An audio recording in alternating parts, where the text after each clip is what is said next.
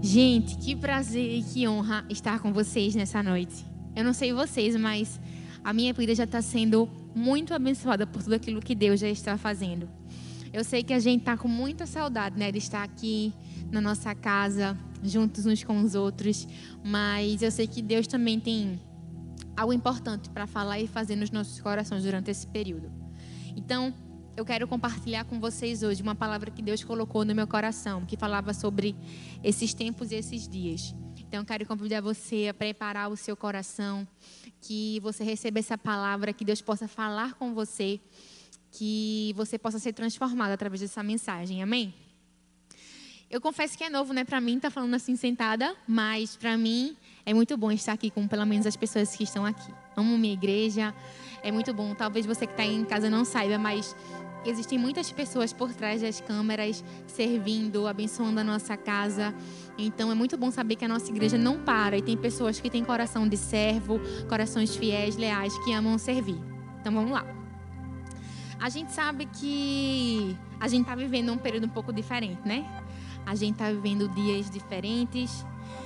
Eu posso dizer que muitas pessoas se encontram hoje meio a um caos. Então a palavra que eu vou falar hoje é sobre o que fazer quando o caos chegar, né? Como reagir diante do caos. A gente sabe que a nossa vida ela é feita de momentos bons e por momentos difíceis também. E isso é uma coisa positiva, porque a gente nunca saberia o valor da bênção se a gente não experimentasse a falta dela. E eu acho que justamente nesses dias em que a gente está preso em casa, em que a gente não consegue ver os nossos amigos, as pessoas do nosso trabalho, a gente consegue entender o valor da rotina, né? Até uma amiga minha falou isso esses dias. A rotina tem o seu valor. E por a gente perder isso que a gente realmente percebe. É como aquela frase que diz que às vezes a gente tem que perder para perceber. Então, eu posso dar graças a Deus e você também, porque na nossa Bíblia, na palavra de Deus, nós encontramos sempre situações em que pessoas se encontraram em momentos difíceis e elas nos ensinam como nós podemos agir nesses momentos. Hoje eu poderia falar de Jó, que perdeu seus bens, perdeu sua família, tudo em apenas um dia. Eu poderia falar da vida de Esté, que enfrentou o medo da morte para salvar o povo de Israel. Mas hoje eu vou falar sobre a vida de uma mulher que enfrentou o caos. E mesmo assim, ela enfrentou com tanta maestria, de uma forma tão louvável, que Deus transformou aquele caos dela em uma bênção. E eu creio que é isso que Deus vai fazer na nossa vida nessa noite. Eu quero que você aí na sua casa abra a sua Bíblia no livro de 2 Reis, capítulo 4. Hoje a gente vai aprender um pouco mais sobre a vida da mulher de Sunem. A mulher de Sunem, ela era uma mulher rica, bem-sucedida. Ela tinha um marido, tinha uma casa. A única coisa que faltava naquela mulher, para aquela mulher, era um filho.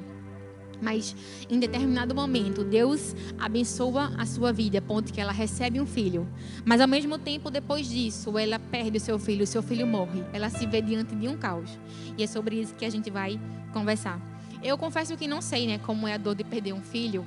E não sei se todo mundo que está aí atrás da telinha sabe, mas eu sei que eu e você passamos por momentos difíceis, momentos em que a gente não sabe como reagir, a gente não sabe o que fazer, mas eu creio que Deus trouxe a mim e a você para a gente aprender sobre como lidar e como reagir nesses dias. Então, antes de tudo, vamos orar? Quero que você curva sua cabeça aí onde você está. Pai, muito obrigada por mais uma vez a Tua presença estar conosco nesse dia. Se não fosse o Senhor, Pai, nós não estaríamos aqui. Eu sei que o Senhor que nos atraiu, o Senhor que nos convidou, cada pessoa, Senhor, que está aí na sua casa, nessa tela do computador, do celular, nós sabemos, Pai, que o Senhor tem uma palavra especial para falar aos nossos corações.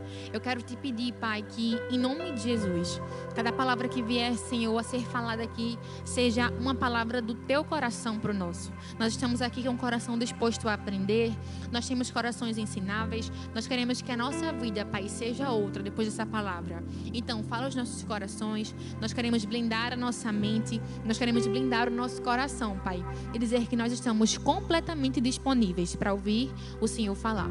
Essa é a nossa oração em nome de Jesus. Amém, amém e amém. 2 Reis 4, a partir do versículo 8, fala sobre a vida da mulher de Sunem.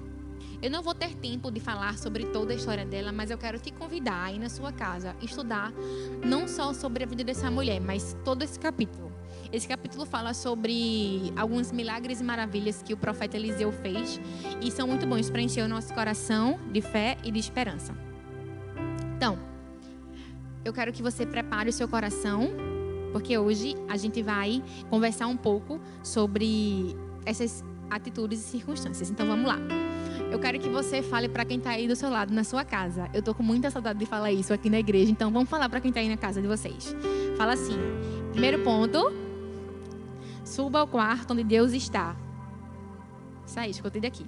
2 Reis 4, do 8 ao 10, fala assim: certo dia, Eliseu foi a Sunem, onde uma mulher rica insistiu que ele fosse tomar uma refeição na sua casa. Depois disso, sempre que passava por ali, ele parava para uma refeição. De modo que ela disse ao seu marido: sei que esse homem que sempre vem aqui é um santo homem de Deus. Vamos construir lá em cima um quartinho de tijolos e colocar nele uma cama, uma mesa, uma cadeira e uma lamparina. Assim, sempre que ele vier nos visitar, ele poderá ocupá-lo. O versículo 21 do mesmo capítulo fala assim: ela subiu ao quarto do homem de Deus, deitou o menino na cama, saiu e fechou a porta. A minha primeira pergunta para você nessa noite é: como estão os seus parâmetros espirituais antes da crise? Eu preciso te dizer que a crise é normal na nossa vida. Eu sei que a gente fala que com Jesus a gente tem uma vida vitoriosa, uma vida abençoada. Isso é verdade. Mas Jesus também fala que no mundo a gente vai sofrer aflições. Então, quando o dia é mau, você precisa estar preparado. Sabe, uma pessoa que não se prepara espiritualmente, uma pessoa que não se prepara financeiramente, quando a crise bater na porta dela, ela não vai saber o que fazer. Por isso que a minha primeira pergunta para mim, para você nessa noite é: como está o seu lado espiritual? Às vezes, a gente deixa tudo para a última hora e acaba que quando o dia mal chega, a gente não sabe como reagir. A verdade é que a nossa preparação tem tudo a ver com o nosso resultado. A mulher de Sunem, antes de o caos chegar na vida dela, ela era uma mulher que tinha intimidade com Deus. Como eu li aqui no começo, ela tinha preparado na sua casa um quarto para Eliseu. E esse quarto fala muito sobre o quanto ela desejava estar mais perto de Deus. Naquela época, construir um quarto para alguém simbolizava que você queria estar mais perto, que você dava honra àquela pessoa, que você dava valor. E era isso que ela fez com Eliseu. Por isso que quando seu filho morreu, a primeira coisa que ela fez foi colocar o filho no quarto do profeta. Ela entendia que aquele homem não era um simples homem, mas ele era a voz profética de Deus na sua geração. E é interessante a Bíblia falar que ela colocou algumas coisas no quarto do profeta. Ela colocou uma cama que simbolizava descanso. Ou seja, sempre que o profeta fosse lá, ele podia descansar na sua casa. Ela colocou uma mesa, um lugar onde seria colocado um pão, um lugar representando comunhão, intimidade. Ela colocou também uma cadeira que significava respeito. Queria dizer que ela honrava a vida daquele profeta. E ela também colocou uma lamparina, que simbolizava a unção do Espírito Santo de Deus. O que é mais engraçado é que todas essas coisas precisam estar na nossa casa, precisam estar no nosso quarto de oração. A gente precisa desejar ter com o nosso Deus intimidade, a gente precisa desejar essa unção. Nós precisamos honrar, respeitar a presença de Deus, desejar a unção do Espírito Santo. E a minha pergunta é: existe isso na sua casa? Existe isso no seu quarto de oração? Aquela mulher entendeu que se ela tivesse preparado o seu lado espiritual quando a crise chegasse, ela tinha um lugar para onde recorrer. Às vezes a gente insere tanta coisa na nossa casa, a gente compra tantas coisas, mas a gente esquece do essencial, que é a presença do nosso Deus. Às vezes Deus não muda a nossa situação, porque antes Ele precisa nos mudar. E a minha primeira pergunta para você nessa noite é: como está o seu quarto? Talvez você fale para mim assim: isso é tão óbvio, Carol, a gente tem que preparar o nosso lado espiritual e eu sempre sei disso. Mas eu preciso falar que o óbvio nem sempre é óbvio. E às vezes, para que a gente enxergue algo que está bem na nossa frente, a gente precisa fazer um grande esforço. Então eu quero te convidar a se esforçar e pensar assim: como eu tenho agido nos dias de caos? É engraçado porque quando a gente vê em Mateus, os discípulos de Jesus estavam num lago e eles enfrentaram uma tempestade. Só que eles estavam no mesmo barco que Jesus, que Deus, o Criador do céu, o Criador do mar, o Criador dos lagos. E o que foi que eles fizeram? ficaram confiantes e sabiam que Deus não ia deixar que eles morressem. Não, eles ficaram com medo. E às vezes é o que eu e você fazemos. A gente está com Jesus no nosso barco, mas a gente deixa o medo dominar. A gente deixa o medo ser maior que a nossa fé. Por isso que eu quero te convidar nessa noite. Lembra que Jesus está do seu lado. A gente precisa ser que nem aquela mulher de Sunem. A gente precisa subir no quarto onde Deus está.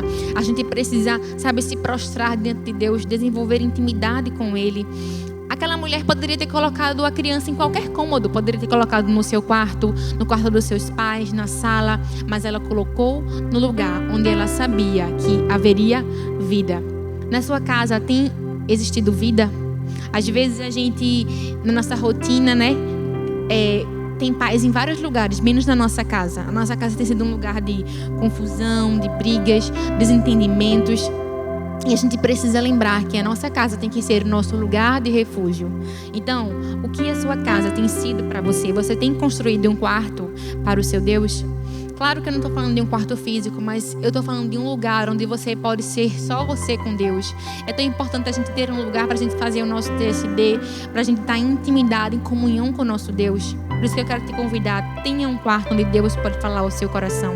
Quando o rei Davi enfrentou uma situação semelhante, em que o filho dele estava doente, ele foi para o templo. Quando Esther se viu diante de uma situação em que o seu povo poderia morrer, ela jejuou. Então, o que eu e você estamos esperando, quando o dia mal vier, nós precisamos recorrer à casa do nosso Deus, à presença dele. Talvez você fale assim, Carol, mas nesses dias eu não estou podendo nem ir, porque está tudo fechado. Mas uma coisa que Deus trouxe ao meu coração, eu coloquei até no meu Instagram, foi assim: talvez tenham fechado as portas do templo físico, mas as portas do céu nunca estarão fechadas para mim e para você, que somos a igreja do nosso Deus. Talvez te impossibilitaram de ir à rua, mas você não está impossibilitado de dar uma palavra de esperança ao seu vizinho, aquela pessoa que você tanto ama. Talvez te impediram de tocar nas pessoas que estão perto de você, mas você nunca será impedido de tocar no coração do seu Deus. Então, para de colocar a culpa nos outros, na sua rotina, naquilo que você tem feito. Aprenda a ser responsável pelos seus atos. Aquela mulher lidou abertamente com os seus problemas. Por isso que ela chegou e colocou o menino no quarto do profeta. Só uma intervenção divina poderia trazer a vida ao seu filho. Por isso que ela reconheceu que precisava de mais uma intervenção. Aprenda a separar o lado espiritual do lado físico. Sabe, a Bíblia não fala que se aquela mulher é estéril, mas o que ela fala é que ela recebeu um filho por causa de uma promessa.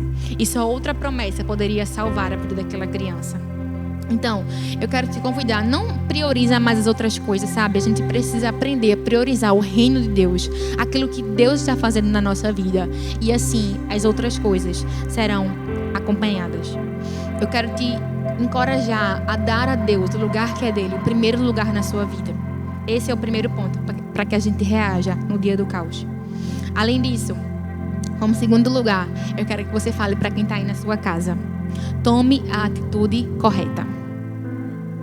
Os versículos 22 e 24 de 2 Reis falam assim: após deixar o menino no quarto, a mulher de Sunem chamou o marido e falou: preciso de um servo e de uma jumenta para ir falar com o homem de Deus. Vou e volto depressa. Ele perguntou: mas por quê? Hoje não é lua nova e nem é sábado. E ela respondeu: não se preocupe. Então ela mandou selar a jumenta e disse ao servo: vamos rápido e só pare quando eu mandar. Eu fico pensando assim na história dessa mulher e eu fico chocada, gente. Imagina, o filho dela morreu e ela fala para o marido dela que está tudo bem. Imagina quantos de nós faríamos isso. Às vezes acontece uma coisa tão pequena na nossa vida, a gente se desespera, a gente se descabela, a gente não sabe o que fazer. Só que essa mulher, ela tem uma lição tão preciosa para nos ensinar. Ela fala assim, pro marido dela: você não precisa se preocupar. Você pode dizer um uau aí na sua casa? Porque, gente, essa mulher nos ensina que o agir está sempre ao nosso alcance e a atitude correta pode mudar o nosso destino. Eu quero que você imagine essa mulher, depois que ela colocou o seu filho na cama, tomando as rédeas da situação e indo atrás do profeta. Sabe, ela não começou a chorar, ela não começou a desconfiar de Deus. Pelo contrário, ela tomou uma atitude e foi onde o profeta estava. Sabe por que o povo de Israel passou tanto tempo no Egito? porque eles se recusaram a acreditar em Deus. Deus tinha feito milagres por eles. Deus tinha tirado eles do domínio de Faraó e eles não acreditaram que Deus poderia levá-los para a terra prometida.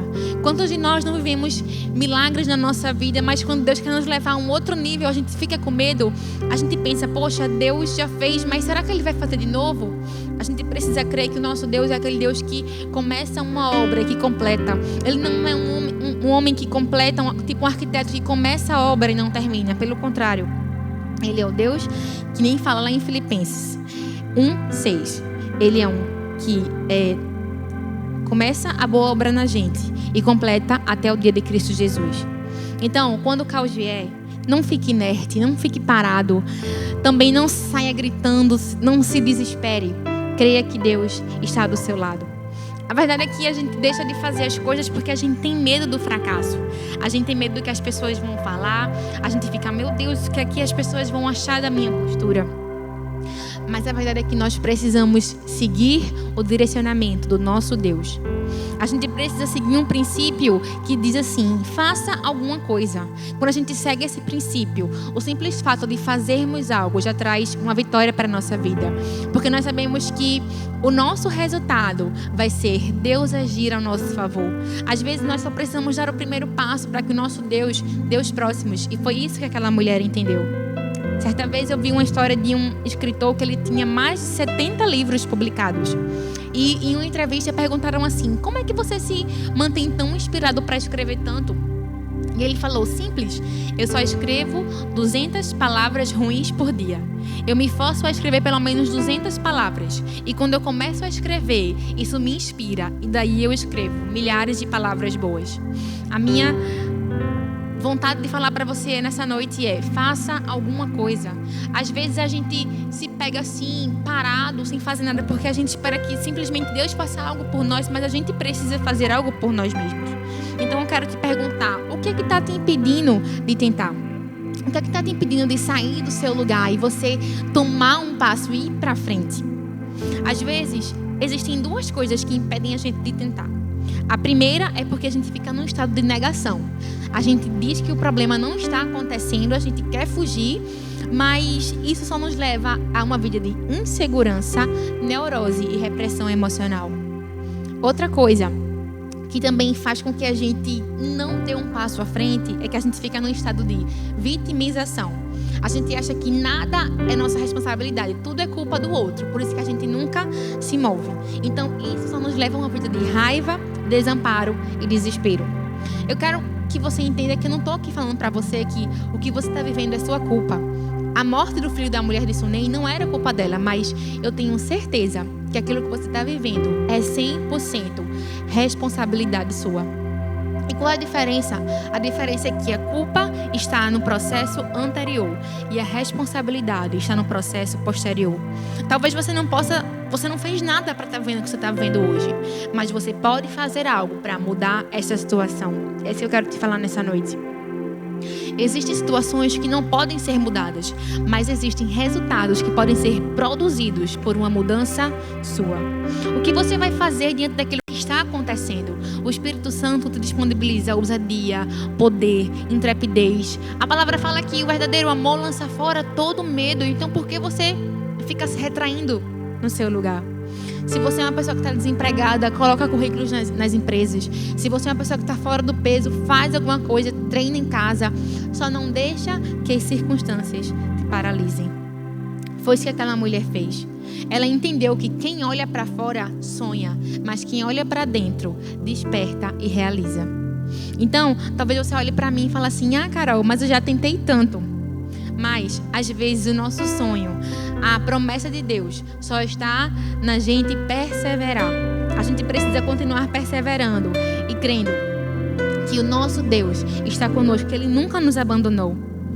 Eu creio que Deus ele tem trazido ao nosso coração situações para esticar a nossa fé. É como que Jesus falou da mulher que se via sempre diante de um juiz corrupto. A palavra fala que ela cobrava para que aquele juiz fizesse algo na vida dela. E aquele juiz nunca fazia. Então, Lucas 18 fala assim: Por algum tempo, aquele juiz se recusou a atender o pedido daquela mulher. Mas finalmente ele disse a si mesmo: embora eu não tema a Deus e nem me importe com os homens, esta viúva está me aborrecendo. Então vou fazer justiça para que ela não venha mais me importunar. E o Senhor continuou: ouçam o que disse aquele juiz. Acaso Deus não fará justiça aos seus escolhidos, que clamam a Ele dia e noite? Continuará fazendo-os esperar? Eu lhes digo, Deus fará justiça e fará depressa. Então, não desista, não pare no meio do caminho. Saiba que Deus só está olhando para você dizendo assim: filho, continua, continua. Você só está a um passo da sua vitória. Você só está a um passo para que eu realize os seus sonhos e para que eu transforme o seu caos em bonança. Então, não desista.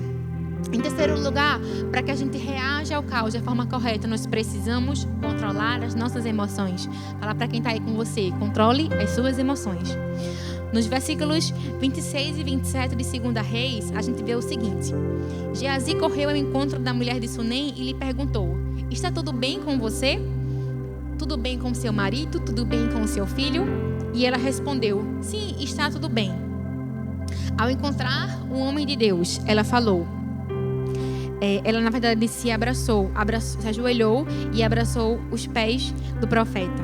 E Geazi tentou afastá-la, mas Eliseu falou: deixe-a em paz. Ela está muito angustiada, mas o Senhor nada me revelou e escondeu de mim a razão da sua angústia. Existem muitas pessoas que acreditam que fé e sentimentos não têm nada a ver. E existe uma certa verdade nisso. Se a gente quer ser pessoas de fé, a gente não pode dar lugar aos nossos sentimentos. Mas a verdade é que nós, como seres humanos e filhos de Deus, temos sentimentos. Ou quando você bate o seu dedo midinho na quina, você não sente nada. Aleluia, né? Seria um sonho. Mas dói muito. Então, qual o X da questão? A verdade é que a nossa fé não anula os nossos sentimentos, mas nós não podemos ser guiados por eles. Sentimentos não são bons líderes, por isso que no dia mau você precisa analisar os seus sentimentos. Em vez de deixar que eles te direcionem, você precisa direcioná-los. A palavra fala que a verdade de Deus que deve nos guiar. Em João 17, 17. As nossas emoções, elas são reais, mas elas sempre devem estar de acordo com o que fala a palavra de Deus. Quantas vezes a gente não está bem, está tudo bem, e do nada bate aquela tristeza. Nossos sentimentos são enganosos e nós precisamos submetê-los à vontade de Deus. É isso que fala em 2 Coríntios 10, 5. Mesmo quando os nossos sentimentos falarem algo diferente, nós precisamos escolher acreditar em Deus. Foi isso que aquela mulher fez. Engraçado que quando Geazi pergunta como é que ela está, ela fala: tá tudo bem. Ela não se desespera, não começa a chorar. Por quê?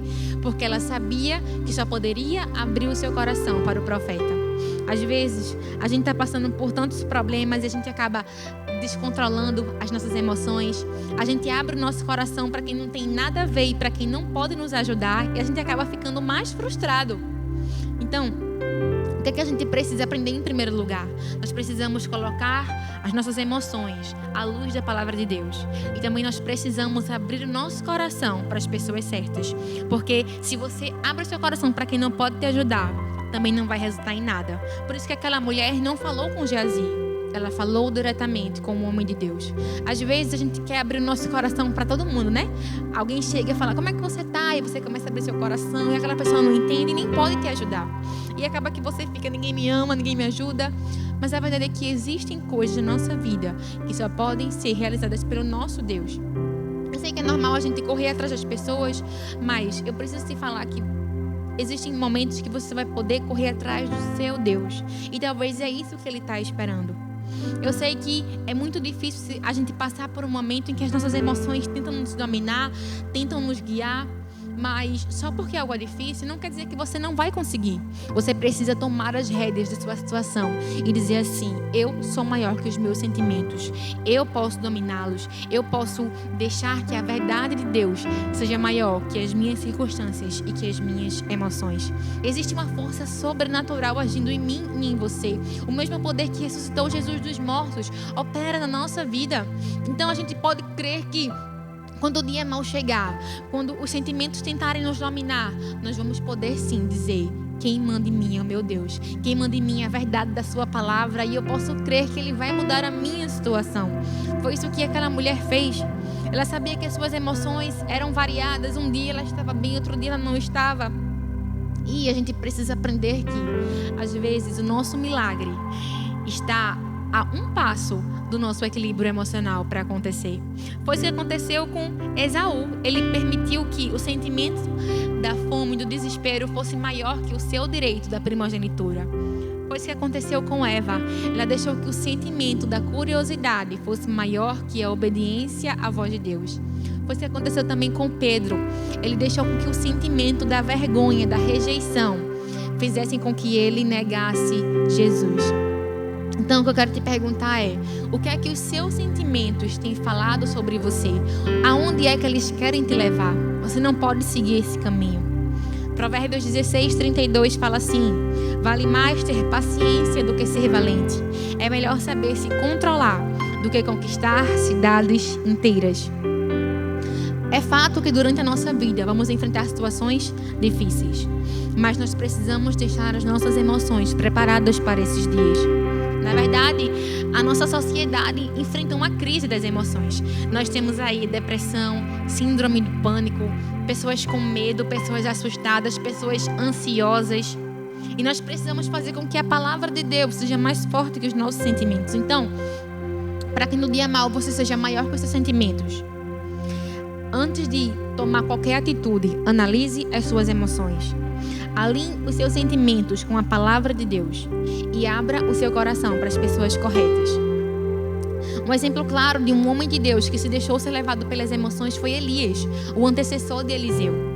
Ele era um homem que viveu grandes milagres, Deus agiu muito através da vida dele, mas em certo momento ele deixou com que a depressão fosse maior que as obras de Deus. Então ele se escondeu, foi para uma caverna e Deus: sai daí, Elias, ainda tem muita coisa para fazer através de você. Talvez é isso que Deus está te falando. Ele tem muitas coisas para fazer através da sua vida. Mas você precisa sair dessa caverna. Você precisa sair desse lugar onde as suas emoções te oprimem e te impedem de se levantar e viver o seu real destino.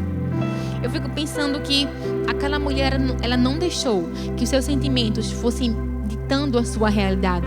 Ela sabia que o seu filho estava morto, mas ela sabia que Deus poderia trazê-lo de volta à vida. Então, eu quero te encorajar nessa noite a deixar com que a palavra de Deus, com que a verdade de Deus seja aquela que vai determinar o seu futuro. Talvez você começou a sua história de uma forma completamente longe da vontade de Deus, mas se Deus te trouxe até aqui nesse momento, é que Ele quer transformar a sua vida. E assim como essa história começou com um menino morto, e no final terminou com um menino cheio de vida por causa do poder do Espírito de Deus. É isso que vai acontecer na minha e na sua vida hoje. Eu sei que Deus quer trazer vida a áreas do nosso coração em que há morte. Você só precisa crer. Você precisa tomar a atitude correta e não deixar que as suas emoções ditem os seus passos.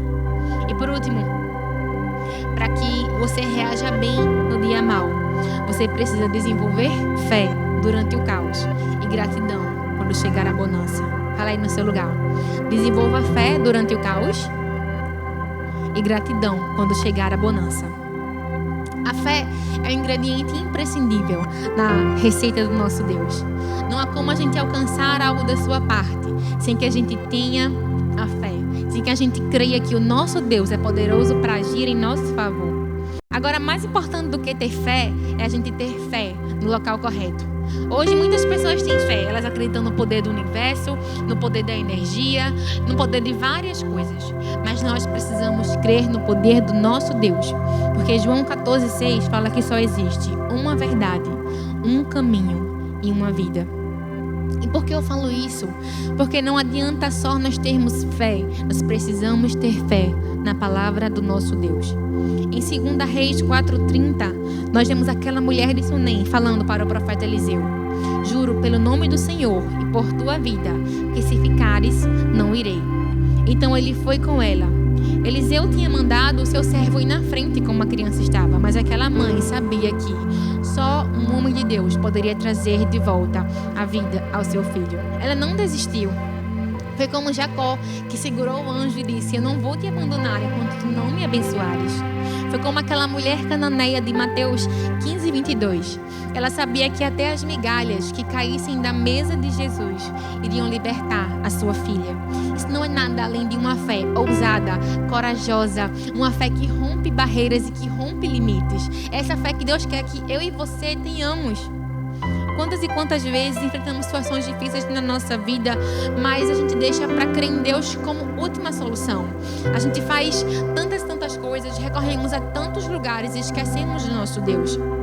Sabe, aquela mulher poderia ter ido atrás de um médico, ela poderia ter ido atrás de qualquer pessoa, mas ela foi atrás do profeta, porque ela sabia que o seu filho não foi lhe dado de forma natural, mas sim como um milagre. E ela sabia que só outro milagre poderia conceder a ele a vida. Então, eu não estou aqui dizendo, sabe, que você não vai recorrer a um médico, que você não vai fazer a sua parte.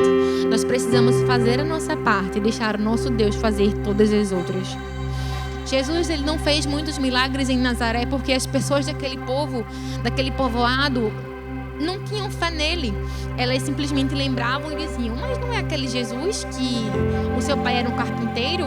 A gente conhece sua mãe, seus irmãos. Como é que ele pode fazer tudo isso? Às vezes, a gente está tão preocupado com outras coisas que a gente esquece de colocar fé em Jesus. A sua fé, colocada no lugar correto, pode mudar a sua vida e transformar o seu caos em lugar de bonança. A fé, ela exige uma atitude. Não tem como acreditar em algo e a gente se manter no mesmo lugar. É como uma história que eu ouvi certa vez de uma igreja que ficava localizada num lugar muito seco. Lá não chovia e as pessoas precisavam da chuva para cavar, fazer alimentos, manter a sua subsistência. E teve um dia que todo mundo se reuniu e falou assim: gente, a gente vai hoje orar e jejuar para que Deus mande chuva. Então todo mundo foi para o culto, preparado para orar para que Deus mandasse chuva. E já na hora de começar o culto, entrou uma menininha batendo na porta e com um guarda-chuva enorme. Todo mundo ficou: oi, o que está acontecendo? Só que o que ninguém entendeu foi que aquela menina tinha tanta fé que eles iam orar e que Deus ia mandar chuva, que ela saiu de casa com um guarda-chuva para não chegar molhada em casa. Então o que eu quero te falar nessa noite é: você tem carregado o seu guarda-chuva? Ou você só tem pedido a Deus e lá no fundo você pensa que talvez Ele pode te responder? Eu quero te falar hoje aqui: o nosso Deus é um bom Pai. Ele quer acreditar na nossa fé, sabe? Ele quer que a gente deposite nossas esperanças, nossa fé nele, porque Ele pode mudar a nossa vida. Além disso, nós precisamos desenvolver certos valores em meio ao caos. E eu acho que o maior dele é a gratidão. 2 Reis 4, 36 e 37 fala assim: Eliseu chamou Geazi e o mandou chamar a sunamita. E ele obedeceu. Quando ela chegou, Eliseu disse: pegue o seu filho. Ela entrou, prostrou-se aos seus pés e se curvou ao chão. Então pegou o seu filho e saiu. O gesto daquela mulher simbolizava nada mais, nada menos do que a gratidão. O filho dela estava vivo. Deus realizou um milagre na sua vida. Como está o seu nível de gratidão nesse momento? Eu sei que às vezes a gente espera que o milagre aconteça para que a gente possa ser grato, mas a verdade é que nós precisamos ser gratos antes de receber o milagre. Aquela mulher confiava tanto que Deus ia fazer um milagre na vida dela que ela controlou suas emoções, que ela tomou uma atitude e no final ela simplesmente expressou a sua gratidão. A gente precisa reparar naquilo que Deus tem feito de bom na nossa vida. A gente precisa lembrar que durante todos os dias Deus nos acorda com misericórdia, com graça. Só o fato de nós termos um lar, só o fato de estarmos respirando, de estarmos com vida, já é um motivo de gratidão. Mas às vezes a gente esquece disso. E só uma situação de caos para nos fazer lembrar. Quantos de nós, agora, nesses dias em que ficamos em casa, não demos mais valor ao nosso trabalho, não é verdade? Quantos de nós não demos mais valor aos nossos amigos que nós não estamos podendo encontrar, conversar? Só nesses momentos em que a gente realmente percebe o que a gente tem de bom. É como uma história que eu ouvi também de um rapaz que estava querendo vender o seu sítio. E ele tinha um amigo que era poeta. Aí ele encontrou e fez: amigo, tudo bem? Eu quero vender meu sítio. Você poderia fazer o anúncio? Aí ele fez: claro. Aí ele fez assim um anúncio: vende-se uma encantadora propriedade. onde cantam os pássaros ao amanhecer no extenso arvoredo, cortada por cristalinas e marejantes águas de um ribeiro. A casa é banhada pelo sol nascente, oferece a sombra tranquila das tardes na varanda. E ele fez: ficou perfeito, muito obrigada. Depois de algum tempo, aquele amigo encontrou o dono do chalé, né, e perguntou: e aí, você conseguiu vender? Ele disse: meu amigo, depois que eu recebi aquele seu bilhete, eu entendi que eu tenho uma pequena parte do paraíso.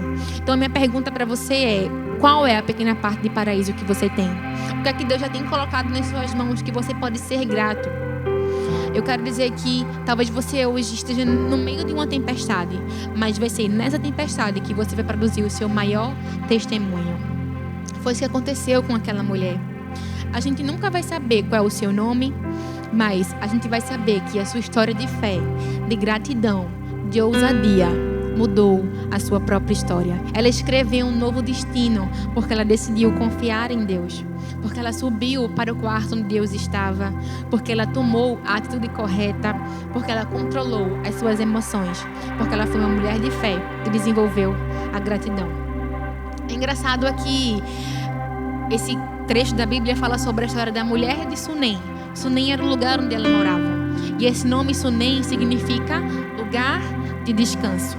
No lugar de descanso foi onde ela viveu a sua maior luta, mas também onde Deus operou o maior milagre. Para finalizar, eu quero ler aqui com vocês o Salmo 23. É um salmo tão conhecido, mas que é um salmo que precisa ser lembrado nos dias em que a escuridão vier, em que a tempestade vier, para que a gente lembre que o nosso Deus nunca nos desampara. E ele fala assim: o Senhor é o meu pastor, de nada terei falta. Em verdes pastagens me faz descansar e me conduz a águas tranquilas. Restaura-me o vigor. Guia-me nas veredas da justiça por amor do seu nome. Mesmo que eu ande por um vale de trevas e morte, não temerei perigo algum, porque tu estás comigo. A tua vara e o teu cajado me protegem. Preparas um banquete para mim, à vista dos meus inimigos. Tu me honras, ungindo a minha cabeça com óleo e fazendo transbordar o meu cálice. Sei que a tua bondade e a tua fidelidade me acompanharão todos os dias da minha vida, e voltarei à casa do Senhor enquanto eu viver. O Senhor continua nos protegendo. O Senhor continua sendo nosso pastor.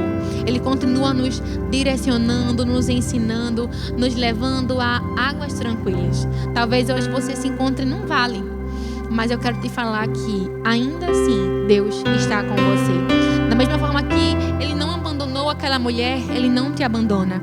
Eu não sei o que você está enfrentando, o que você está vivendo, mas eu sei que Deus te trouxe nessa noite a assistir esse vídeo para te lembrar que Ele está com você. Eu quero que nesse momento você feche seus olhos onde quer que você esteja, que você medite na letra dessa canção e que você lembre que Deus nunca te abandonou. Ele esteve com você nas noites mais difíceis, nas noites mais escuras. Ele deseja estar com você também nos dias de maior milagre.